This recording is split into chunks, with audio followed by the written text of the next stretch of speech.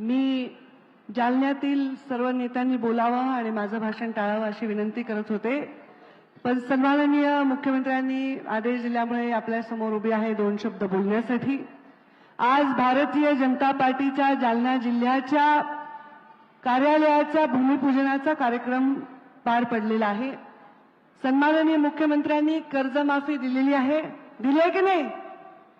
जोरात सांगा जरा, काय दिलं? आणि वीज बिल काय दिलं? वीज बिल। पण जर मी सगळ्यांचे नावं घेतले आणि भरपूर भाषण केलं तर ते काही मला माफी देणार नाहीत, म्हणून मी आपला फार वेळ घेणार नाही।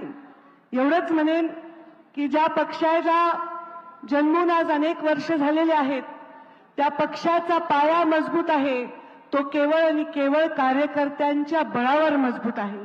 भारतीय जनता पार्टी आणि इतर पक्षामध्ये काय अंतर आहे तर भारतीय जनता पार्टीचा कार्यकर्ता हा मजबूत आहे, मजबूर नाही, हे अंतर आपल्या इतर पक्षांमध्ये आपल्यामध्ये आहे। आणि भारतीय जनता पार्टीचा मी कार्यकर्ता म्हणेन, नेता का नाही म्हणले, कारण भारतीय जनता पार्टीमध्ये कार्यकर्ताच प्रवास करून नेता होतो, कोणीही कोणा नेत्याच्या पोटात जन्म घेत नाही। मला सुद्धा आधी कार्यकर्ता म्हणून काम करावं लागलेलं आहे आणि त्यामुळे या संस्कारातला हा पक्ष आहे। या संस्कारातल्या या पक्षाने जेव्हा सुरुवात केली त्या सुरुवातीला त्यांनी बीजारोपण केलं, त्याचा आज मोठा वटवृक्ष झालाय, कारण आमचा कार्यकर्ता मुळाशी मुळं घट्ट रोवून बसलेला आहे। आज देवेंद्र फडणवीसजी आपल्या मंचावर उपस्थित आहेत, ते आता तुमच्या सगळ्यांचे काय झालेले आहेत? काय? आणि तुमचे लाडक्या बहिणींनो काय झाले? तर देवेंद्रजी आता देवाभाऊ झालेले आहेत। आधी भाऊ होते, मग मुख्यमंत्री झाले आणि आता देवाभाऊ झाले। म्हणजे मोठ्या पदावर विराजमान होऊन देखील लोकांमध्ये देवाभाऊ म्हणून प्रसिद्ध होणं हे भारतीय जनता पार्टीच्या मुळापासून इथपर्यंतच्या प्रवासाचं लक्षण आहे। एक सामान्य बूथच्या कार्यकर्त्यापासून ते या एक नगरपालिकापासून ते आमदारपासून ते एक अभ्यासू आमदारपासून ते एक मुख्यमंत्रीपर्यंत त्यांचा प्रवास हे एक चांगला कार्यकर्ता होण्याचं लक्षण आहे। आणि म्हणून चांगल्या कार्यकर्त्याला जायला त्याचं हक्काचं ठिकाण असलं पाहिजे।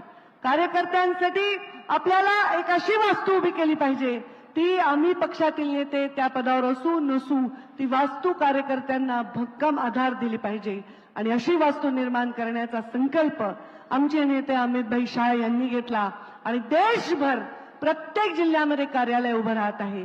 आज सन्माननीय देवेंद्रजी फडणवीस यांच्या नेतृत्वाखाली, त्यांच्या प्रयत्नाने आणि त्यांच्या सहकार्याने आज राज्यभर सुद्धा कार्यालय उभी राहत आहेत।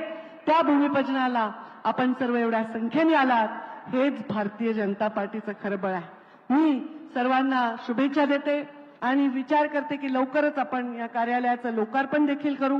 अशी असंख्य कार्यालय आपल्या सगळ्या कार्यकर्त्यांना बळ देत राहतील, हीच मी एक अपेक्षा व्यक्त करते आणि सन्माननीय मुख्यमंत्री महोदयांचं आपण ऐकण्यासाठी आतुर आहात, त्यांना बोलण्यासाठी माझ्या वाणीला विराम देते। धन्यवाद। जय हिंद, जय महाराष्ट्र।